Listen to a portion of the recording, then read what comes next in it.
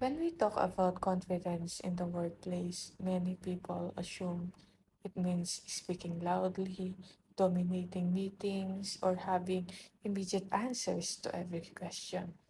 But really, professional confidence is different. Confidence at work is not volume, it is preparedness.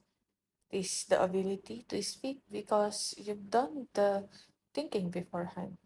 It is the discipline to say, let me clarify that and get back to you, instead of pretending to know.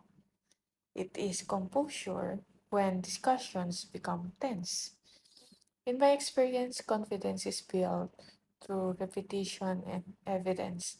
When you prepare thoroughly, understand the numbers, anticipate the risk, and clarify your assumptions, your voice naturally becomes steadier. Confidence is not about being the smartest person in the room. It is about being the most prepared and the most structured in how you communicate. When your thinking is organized, your speech becomes organized. And when your speech is organized, people trust you.